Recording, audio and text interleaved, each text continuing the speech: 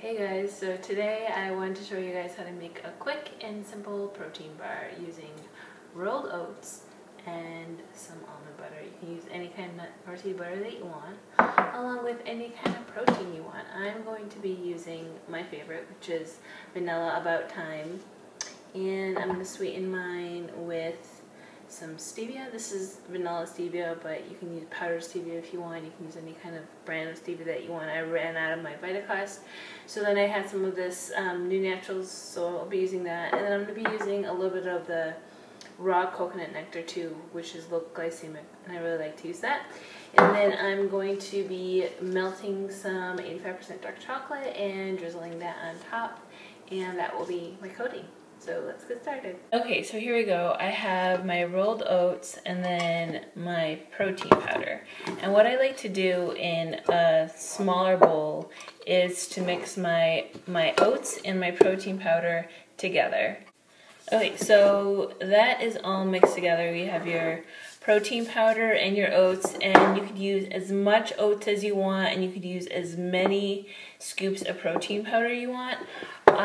I want to say I used 5 cups of rolled oats, and then I used 7 scoops of my vanilla protein powder. Again, this is a really big batch, so depends on how big of a batch you're making, but I use my hands a lot for this recipe, so that goes in there, and you could use as much protein powder as you want or as little protein powder as you want. You can use as much oats as you want, and you can use as little oats as you want.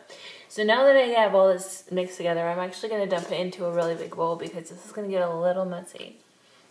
Now it's time for the wet ingredients, and again, you can use any kind of nut or seed butter that you want. I'm going to be using almond butter, but I'm going to be probably using about 1/4 of a cup, or about 4 tablespoons. So I have about 1/4 of a cup of peanut butter in here, about 4 tablespoons, and I'm actually going to sweeten mine with a little bit of the stevia, and then a little bit of the raw coconut nectar, maybe about 2 tablespoons of this, and then mostly of this. I'm making a really big batch, so I feel like the raw coconut nectar gives it a little bit more of a natural flavor versus the stevia gives it also a flavor. And for people that are not used to the flavor of the stevia, for me, I feel like it's a good mix to do both of them because you're not getting all the calories and the sugars from whatever kind of sweetener you're using, whether it's like honey or maple syrup or raw coconut nectar or agave or whatever. But then you're also getting the 0 calories and the 0 sugars from stevia, which is all natural. It's not a sugar alcohol or anything like that. Well, make sure that you read the labels because I know the brands I use they don't contain any kind of sugar alcohol. So I like to mix a little bit of this and a little bit of that. And again, I'm making this for a lot of people, so I like the fact that this actually together carries more of a natural sweetness versus just this alone, because some people they can't really stomach stevia. So I'm gonna do a couple tablespoons of this and lots of drops of this, and then taste as I go, which is really important. Remember with stevia, less is more, so it's not like I'm gonna be dumping this whole thing in there. I'm just literally probably about 40 drops or something like that. Again, this is a massive batch, so all right, I'm about to mix it up. Okay, so now I have my sweeteners in there along with the almond butter, and you have to add some kind of moisture, whether it's milk or water or unsweetened almond milk or coconut milk or whatever kind of milk you want. I'm going to use water because I have been trying to stay away from the packaged nut and seed milks because they just contain lots of chemicals in it. So I'm literally just going to be adding water to mine and then mixing it up, and you're going to want to make it look almost like an almond milk because it's going to be like a sweetened almond milk because we have our sweeteners in here and our almond butter already in here. So I'm going to add water to this crazy mixture, and then I'm going to show you guys, I'm going to mix it into the dry ingredients, and I'm going to show you what it's going to look like if I add too much moisture or if I don't have enough moisture. So I added a cup of water to my liquid mixture, and now I'm just going to mix it up. And I'm just using a fork. It doesn't have to be anything fancy. Dump my wet ingredients into my protein/oats and just mix it together, and let's see what that looks like. Looks like it's almost done, but you see I got it mixed in really, really well, and there's still some white clumps in there, even though the rest of it is pretty mixed together. So at this point, it's gonna need a little bit more water, but you wanna get it to that consistency where it's sticking together like that. But again, I didn't have enough moisture, so there's still a little bit in there, and I'm gonna add a little bit more water, and then we should be good to go. I have it all mixed together, and this mixture is perfect. This consistency is perfect. So you see how it's a little shiny but not too shiny? There's no like white clumps in it anymore. And then when you're holding it like this, it actually clumps together really well.